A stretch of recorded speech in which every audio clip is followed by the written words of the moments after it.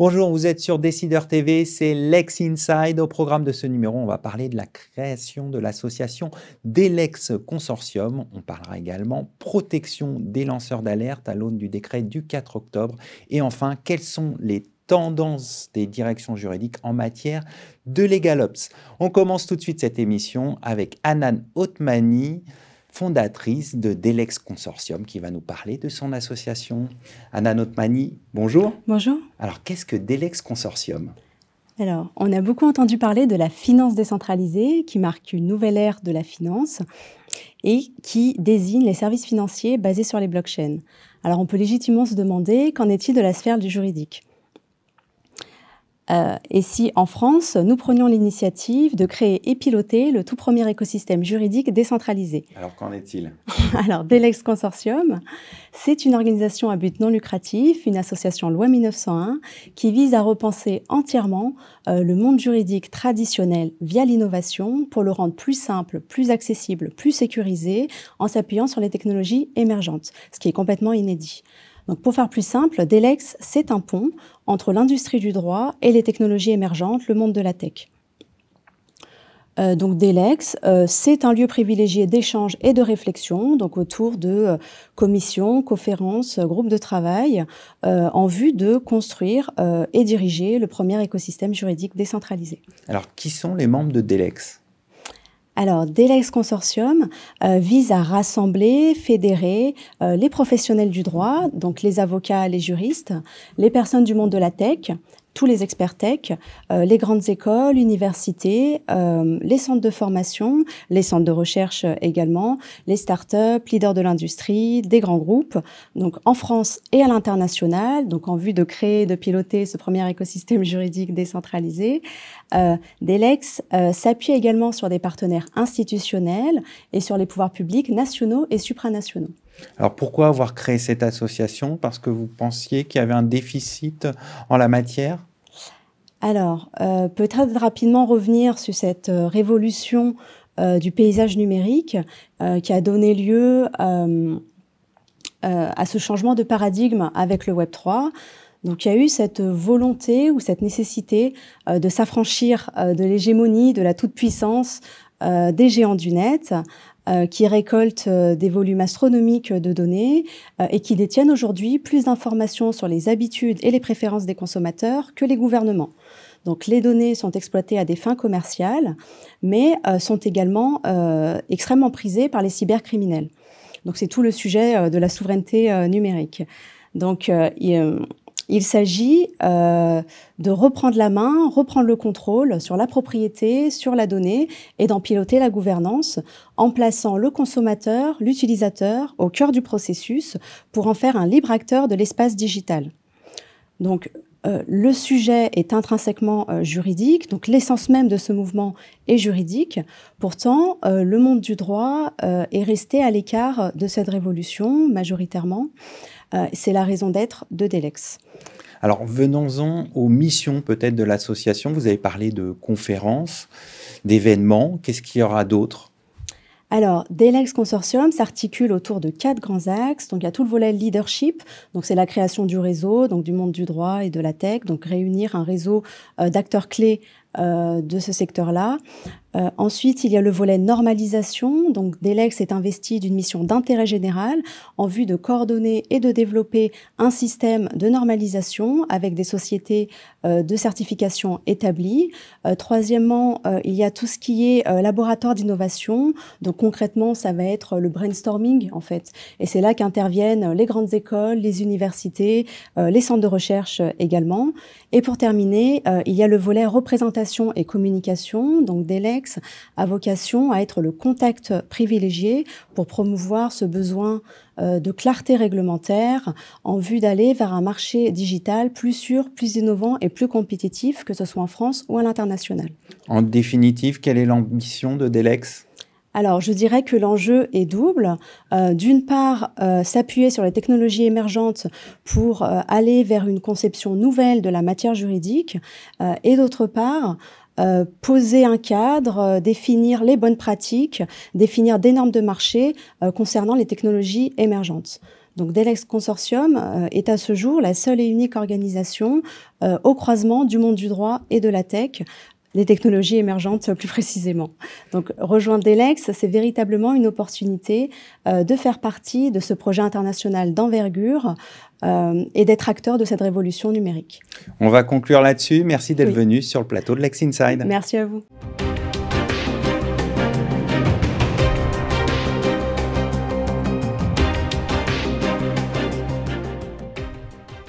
Vous êtes toujours sur Décideur TV, c'est Lex Inside. On va parler protection des lanceurs d'alerte à l'aune du décret du 4 octobre avec mon invité Claire Letouzé, vice-présidente d'Avocial.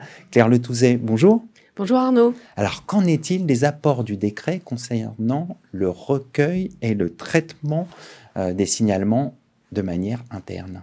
Alors, ce décret du 4 octobre, il vient parachever un arsenal législatif qui existe déjà depuis maintenant plus de 5 ans, puisque nous avions la loi Sapin 2, que tout le monde connaît, et nous avons eu la loi Wasserman du 21 mars 2022, et le décret du 4 octobre est donc venu apporter des précisions attendues par les praticiens, notamment DRH, mais aussi compliance officer, pour mettre en place un dispositif efficace de recueil et de traitement des alertes. Donc ce décret permet aux professionnels d'avoir donc maintenant une vision plus clair et plus carré des délais, notamment, qui étaient attendus. Donc, dans quel délai un DRH doit traiter une alerte qui est soulevée par un salarié? Eh bien, la réponse, c'est 7 jours pour accuser réception de l'alerte et ensuite 3 mois pour la traiter. Le décret vient aussi apporter un éclaircissement sur les acteurs de ce traitement des alertes et notamment laisse une grande souplesse à l'entreprise de pouvoir déterminer quel est le meilleur interlocuteur pour traiter ces alertes. Par exemple, ça peut être le DRH qui va recevoir les alertes et ensuite les traiter dans ce délai. Et après, il doit mettre en place des procédures de remédiation pour faire cesser le fait soulevé par l'alerte qui aura été analysé par le DRH. Alors, quels sont les apports du décret, cette fois concernant le traitement des alertes par les autorités externes? Alors, c'est une question intéressante puisque peut-être vous vous souvenez que dans la loi Wasserman, il y avait ce canal externe et ce canal interne qu'on pouvait utiliser. Et auparavant, il y avait une hiérarchie. On devait passer d'abord par le canal interne, donc c'est-à-dire ses représentants du personnel, son management, son DRH, avant d'aller vers le canal externe, c'est-à-dire le défenseur des droits, par exemple, la CNIL, la DGCCRF et les médias. Eh bien, aujourd'hui, il n'y a plus cette hiérarchie de canal. Donc, le salarié peut de lui-même aller directement vers un canal externe. Et le décret est venu donner une liste très complète de 52 autorités administratives indépendantes vers lequel le salarié va pouvoir se tourner si, notamment, il préfère aller vers l'autorité externe pour faire donner son alerte. En définitive, quels sont les apports de ce texte? Est-ce un progrès? Alors, c'est un progrès, évidemment, puisque ça permet de parachever le dispositif législatif. Maintenant, il y a une grande souplesse qui est laissée quand même aux professionnels, ce qui est bien, mais il va falloir que les directions générales et notamment les DRH puissent d'eux-mêmes prendre ce sujet pour construire un processus d'alerte efficace et aussi un plan de communication pour que les salariés aient confiance dans le dispositif d'alerte interne et le canal interne, puisque on préfère évidemment toujours laver son linge sale en famille et essayer de résoudre les problématiques en interne plutôt que d'aller vers le canal externe. Donc beaucoup de travail à venir pour les praticiens qui aujourd'hui, c'est en train de construire des dispositifs de recueil d'alerte et c'est un sujet sur lequel nous travaillons avec Avocial pour aider nos adhérents et nos praticiens en ressources humaines. On va conclure là-dessus. Merci d'être passé sur le plateau de Lex Inside. Merci Arnaud.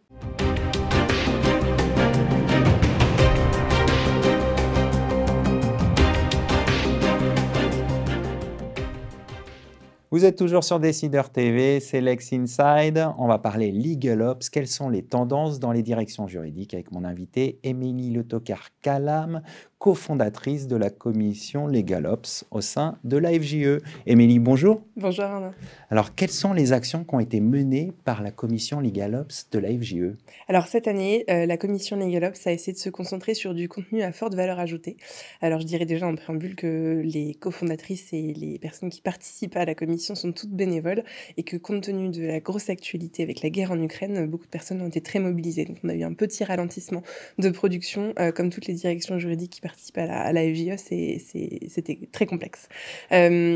Ensuite, on s'est concentré donc sur du contenu à forte valeur ajoutée. Et donc, on a produit un GEM, un journal d'entreprise magazine spécial de la FJE, qui va être dédié 100% aux Legal Operations, avec des sujets sur l'international, des sujets sur les formations existantes, des sujets sur la conduite du changement, tous les sujets qui intéressent les Legal Ops, qui va être du coup une reprise de beaucoup de sujets qui ont été évoqués et qui vont être approfondis.